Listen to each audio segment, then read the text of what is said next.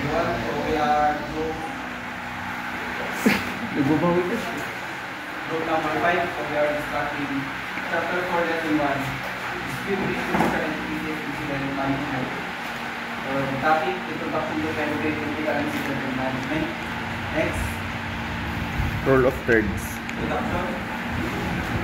Human-induced incidents handled by national and local police and order council.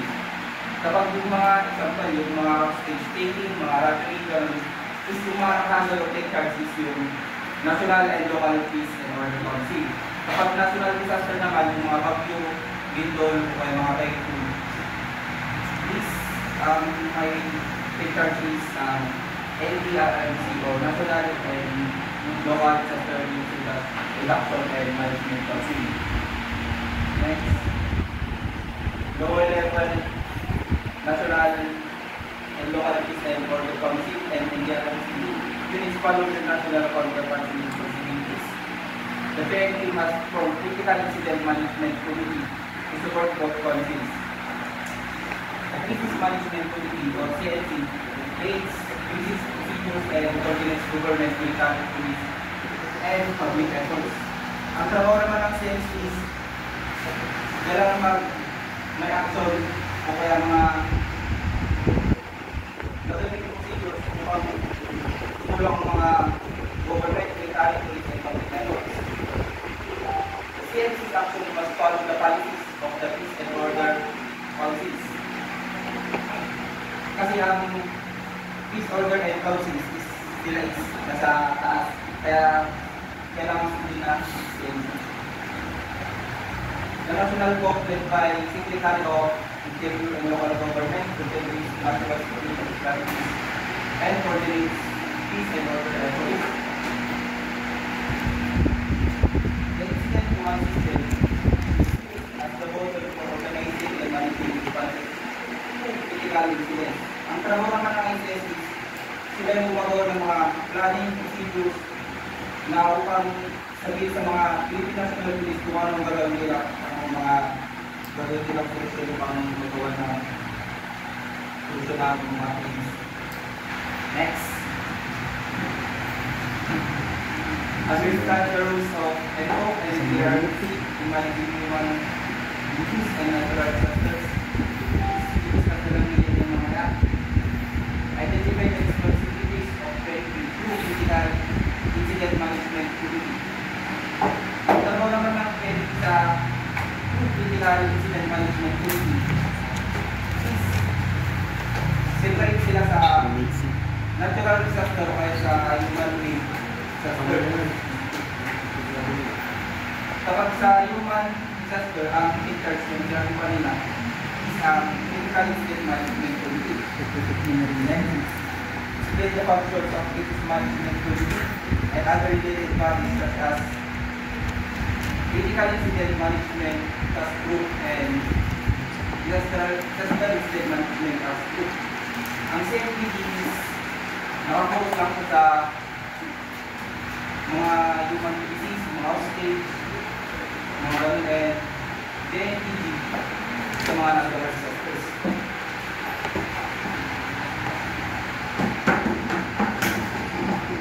Next is recognize the different stages of disaster management. Actually, disaster is yung simula ka lang disaster response is actual or actual na nangyayari ang disaster. Next is post disaster. Ito yung tapos na yung mga disaster Talaga.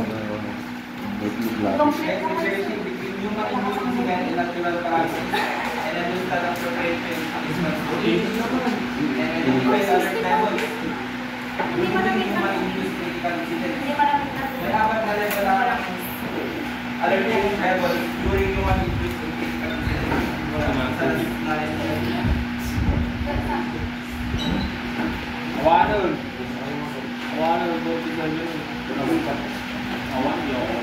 Acronyms and regulations. Letter A. Crisis Management Policy. Is primarily concerned with coordinating crisis management procedures, integration, and orchestrating motivation of the government. Meaning na motivation of the government is gagawa sila ng action upang mas tumulong mga military, PNP, FP, upang mapagkawan ng mga darating na disease. Ito critical incident management as students. Ito yung sinasabi ko kanina na kapag may mga human-induced na incidents, ang takers meetings ang CCILPC, XILPC, Disaster Incident Management Task Group. Sila yung mga nag-aandal sa mga natural disasters like typhoon, earthquakes, and emergency. Next.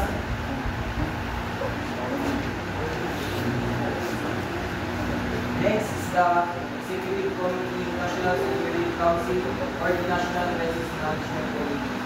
Sila naman yung mga pinakamataas o nagkikipag-communicate sa President to settle naman yung crisis in national level. And itong mga Executive Committee, National Security Council, sila yung nagbibigay ng advice sa President kung ano yung mga i-take action nila para mapanatili yung national security sa bansa. And they are also provide an strategic direction and coordinates, coordinate nila yung mga government agencies para ma-manage and ma-resolve nila ng mabuti yung nangyayari sa crisis. And meron naman tayong incident commander. Itong incident commander, ito yung leader o nag-oversee sa mga nangyayari sa mga important event o mga emergency. Muli ka. Sinabi natin yung incident commander. He is a person in charge of controlling, coordinating, and leading all response effort at the incident scene. Siya yung nag-dictate ng total kapag ng mga incident response. Siya din yung nag-assess ng situation and set a clear objectives and instruction. Siya din yung nag-coordinate sa mga ibang agencies para magtutulungan sila kung paano resolve yung crisis. And next is the incident command system.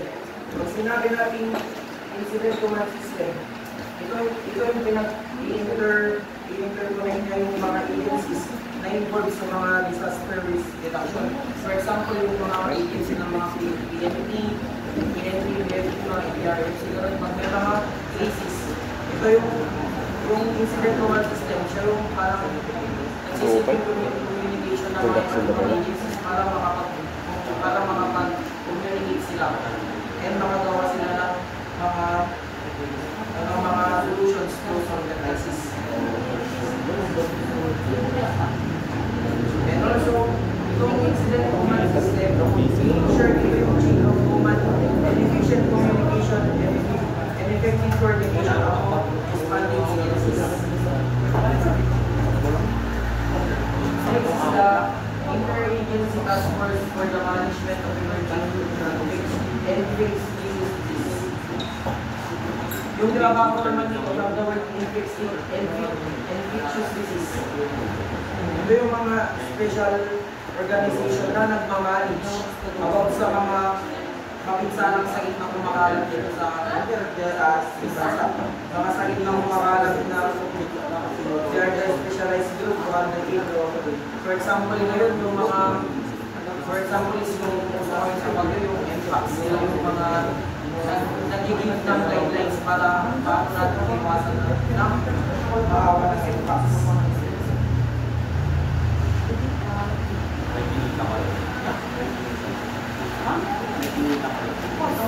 Itong Interagency Task Force for Management of Emergency Diseases, their function is to formulate policies and guidelines, coordinate actions of different government agencies and local governments, and also they are the one who advise the President about the health emergencies and necessary measures. And National Disaster Risk Reduction and Management Council or the NDRMC. Itong NDRMC, sila yung responsible sa lahat ng mga natural calamities and disasters na nangyayari dito sa bansa. For example, kapag may mga bagyo, yung mga hindi RMC, sila yung mga nag-update sa atin kung ano nga ba yung sitwasyon na latest update na kung ano yung crisis na nangyayari dito sa bansa. Tulad ng mga yung ginagawa nila ng mga actionists, yung mga nag-text sila dito sa mga posts natin, parang lakas ng alarm, ganun. Yung sinasabi nila yung mga possibilities na mangyari. And sa MDRMC din natin, nakikita din natin sila na nagre-rescue search operations. For example, kapag na yung mga na-accident, ganun. Sila din yung isa sa mga nagre-rescue sa atin and nagtitik ng mga Next is the National Security Council. From the word itself, security, they are the one who may lead ng kapayapaan or sila yung tumutulong sa mga crime prevention program dito sa bansa.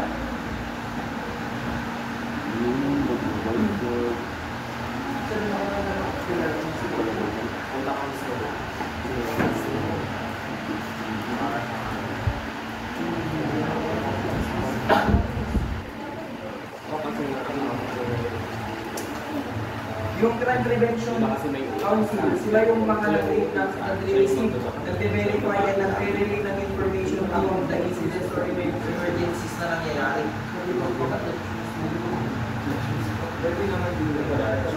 Next, we have the types of critical incidents. We have two types of critical incidents. The natural calamity and disaster and the human-induced disaster. When we say natural calamity and disaster, common sense naman na ito, ang natural na nangyayari like mga earthquake, na nangyayari dito sa crisis na natural.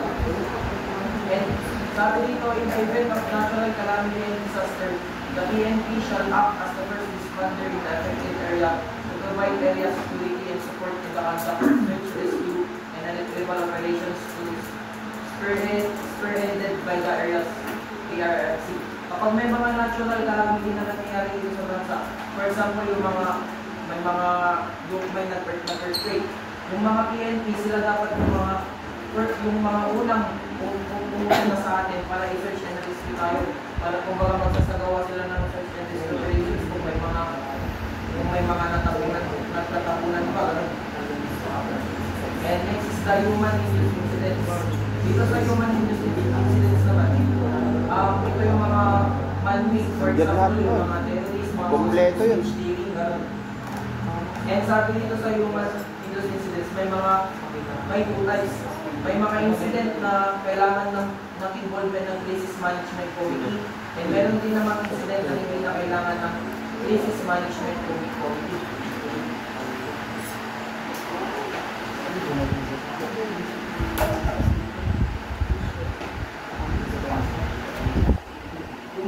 Punta muna tayo sa mga incident na kailangan ng mga Crisis Management Committee. For example, yung mga terrorism and violent extremism, mga bombing or explosive attacks, mga hostage taking, or mga issue na armed conflict or civil disturbance, kailangan natin ng guidance ng Crisis Management Committee.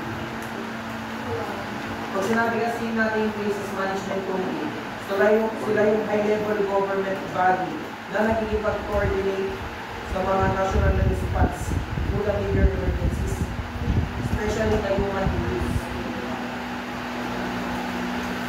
Kumbaga ang Crisis Management Committee, parang nag-take action na sila kapag nag-related na yung national security natin and involved na din yung mga public safety natin. And dito naman sa dito sa ordinary, sa mga hindi kailangan ng Crisis Management Committee, dito naman yung mga simple lang, yung mga kaya naman ng mga police na sila lang yung mga dispatch.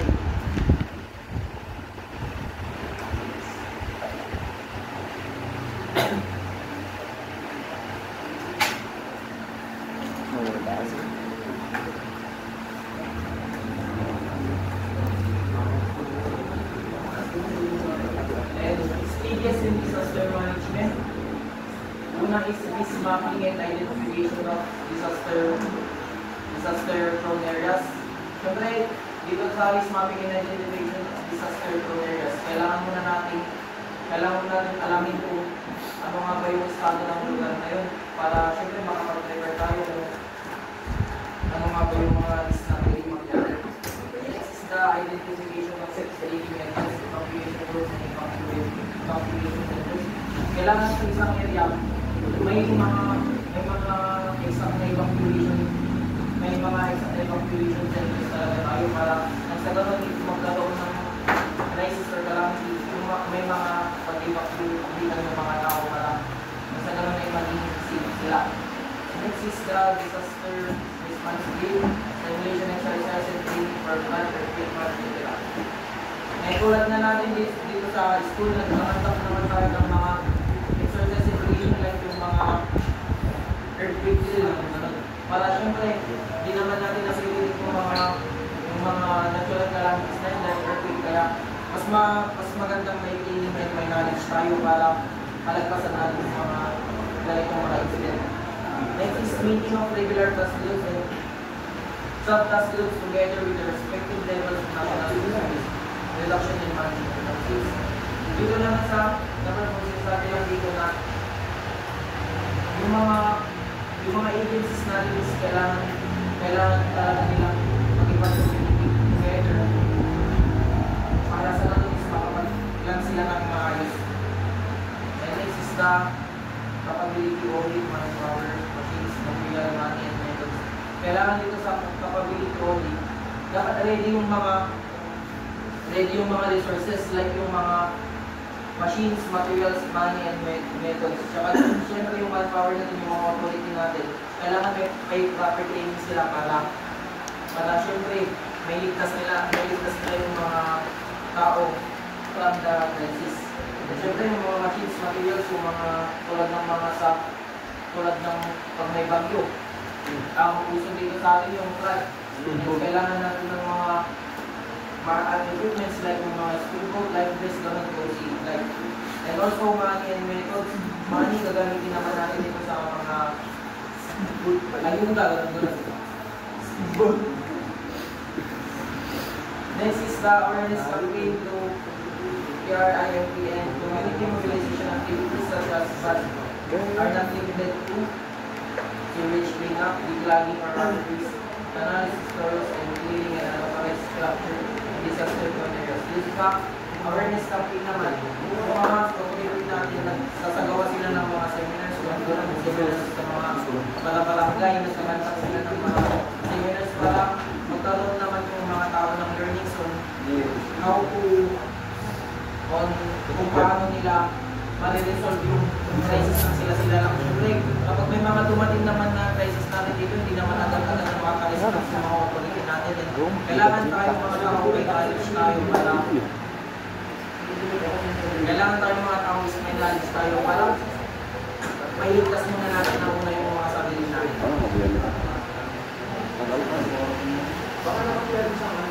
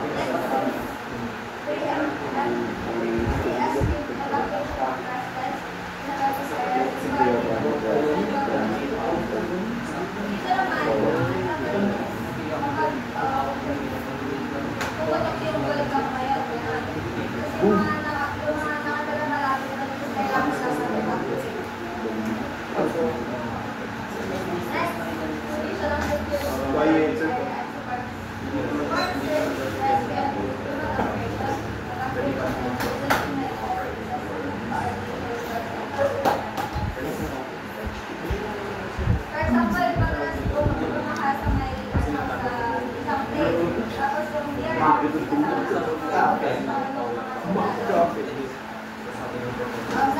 sila ng mga place na yun para hindi sila manakawan. Tapos sa next, step, first activation, ito naman is kapag may mga malaking sulong sa isang lugar na tikahan, for example, use yung mga para siguro pinalitas yung mga kasali.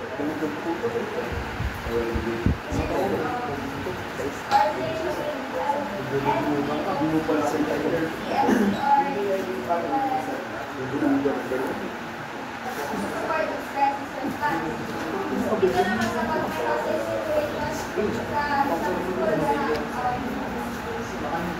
mga school sinitingin lang yung mga gagawin paano kayo pupunta sa mga house educator. Tapos ito next sa position of conversation and support, first reaction,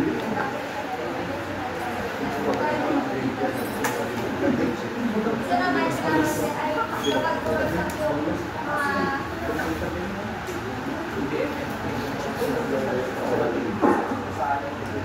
pumagsak yung mga gusali na mga gusali na hindi maganda yung pagkakagawa. Naman din siya ng government yung mga engineers sa lugar na ipapan. Para tapos may mga hindi naghahanap na ano ng mga taong buhay para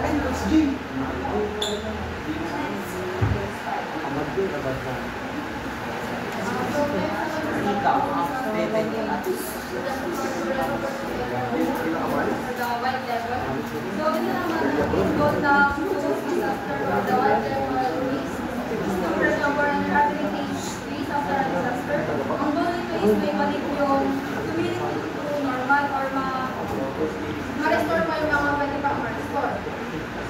Climate of personal correlations, nagdadeploy sila na may mga nasalanta ng or something disaster or natural disease, nagdadeploy sila or nagbibigay sila ng mga ayuda para may maging survival needs sila for that day. And dito, general self-preparation practice. So dito naman, sinisecure ng PNP and other agencies to the safety of ng mga evacuees, lalo na sa mga pumapalik. I-check muna nila yung place na yun, okay na ba silang bumalik sa mga kailangan. And submission ng disaster response report or yung PNP. So dito naman, yung mga lahat ng mga nangyari or yung mga naapektuhan gagawin ng report ng PNP, it will be reported to the sa office nila sa mga other agencies para ano nila kung magiging solutions to the problem. And next is go from the activation of the disaster incident management task group and the crisis incident management task group na sila yung nagpakontrol or nagpamanage of the incident or the incidents that causes from the natural disease.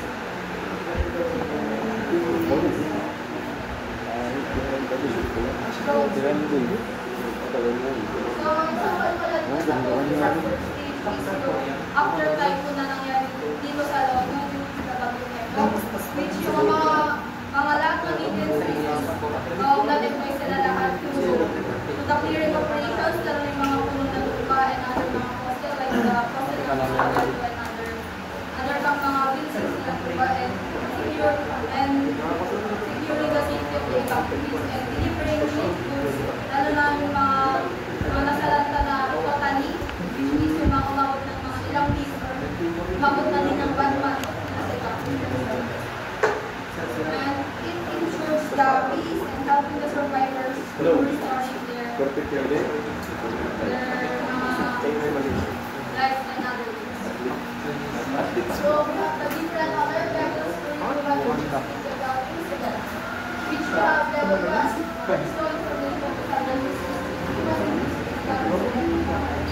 So dito sa level 1 naman is wala pang specific threat or kung baga monitoring pa lang yung nangyayari. Any sound activities, the patrolling of the PNP for the visibility lalo na sa gabi or other from the yung mga PNP or sa security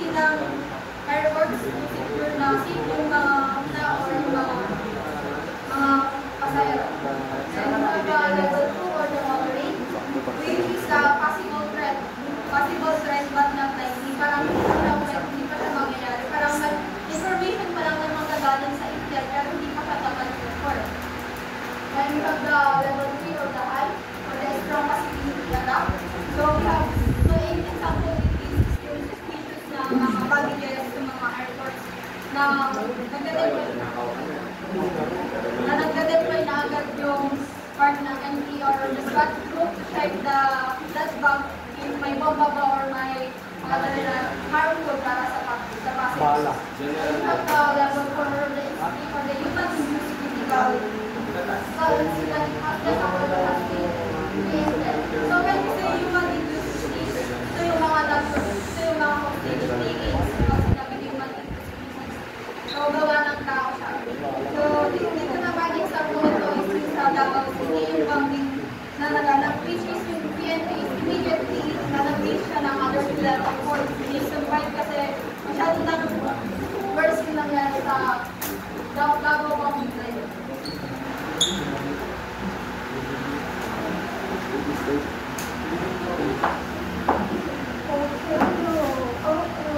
So we have the conclusions. So 23 and socio-economic transfers coordination of government so dito para maging epektibo yung pagtugon natin sa samuna, dapat may malinaw na ugnayan tayo or communication sa lahat ng sectors natin para hindi tayo magkakagulo sa plans natin. Kung na rin nag-conflict sila sa plans, magkaiba yung plan ng isa kasi magkaiba yung plan ng isa. So magkakaroon ng conflict. So mas mapapalala naman yung crisis na mangyayari.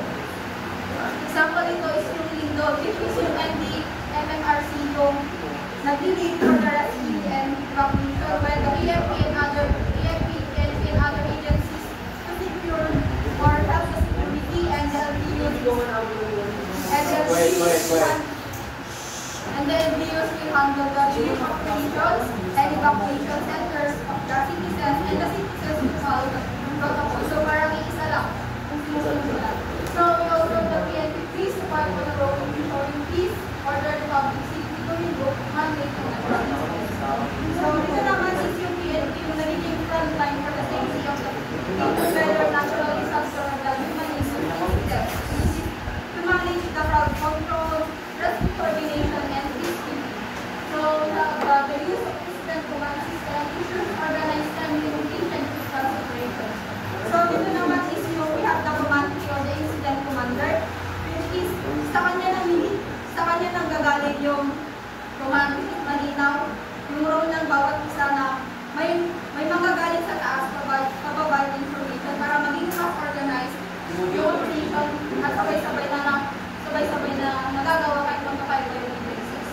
And we have the collaboration with the NWOC and we are strategic government. So ito naman yung full government approach naman na tulong-tulong ng other agencies and mga other non-government agencies for the recovery of the disease. Maingay. So the two proper planning, moving with communication of the policies of crisis management and the PD. So we have the PD, we anticipate the possible disasters. So example ito is yung kunwari sa Baguio, we have the pag-asa na nakikita niya na may pagpasok na bagyo sa atin or wala. So we have the prevent. So dito naman dinabawasan natin yung risk which bago pa mangyayari yung bagyo na yun, bago pa pumasok sa atin yung bagyo is natututo na tayo ng mga kahoy na sa mga poste ng kuryente para mag-iwas na din yung pagkatumba or yung pagkagagdag ng mga sa may poste ng kuryente. So we have the prevent. So we have the conduct training and skills. So para mas malakas, para mas may information or may knowledge or skills yung mga mag-response pag nangyari na yung crisis. So we have the report. So dito naman is yung we have to act swiftly and follow the protocols. Kung ano yung sinabi ng incident commander natin, yun yung follow natin para hindi magkakaiba yung ginagawa natin. So we also have the post action. So ito na yung i-evaluate natin kung may access tayo para mas ma-improve natin yung skills natin or knowledge about that incident para hindi na mas lumala or mas malasan pa yung nangyari sa atin. So, ultimately, thinking preparedness and discipline are key to achieving so, dito naman ang isa lang ang conclusion natin for that our representation. So, pag may pagkakaisa tayo, isa lang yung matutupad natin. So, isang goal, one goal, one unity, one community. Grabe. And pag may disiplina tayo sa sarili natin, na alam natin sumunod sa mga incident o numbers or sa mga mas higher positions natin or mas higher na mga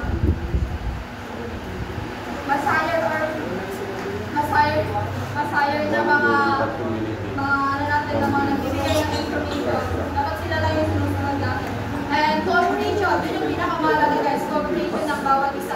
Dapat clear yung communication natin with each other kasi pag may misunderstanding or misinformation or miscommunication na mangyayari, hindi tayo makakamit ng one goal or yung one plan natin na mangyayari. Kasi ang mangyayari na lang, masisira yung organization natin, masisira pa yung agencies natin. And that's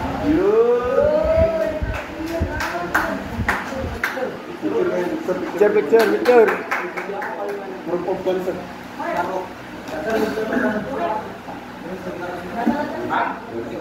Group of order. Bibili ako. Group of order. Tignan ko nga.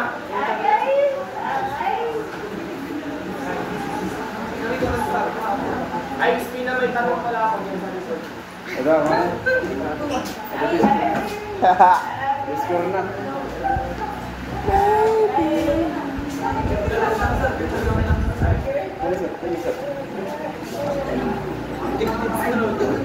Introduction sa nito pa. PMC.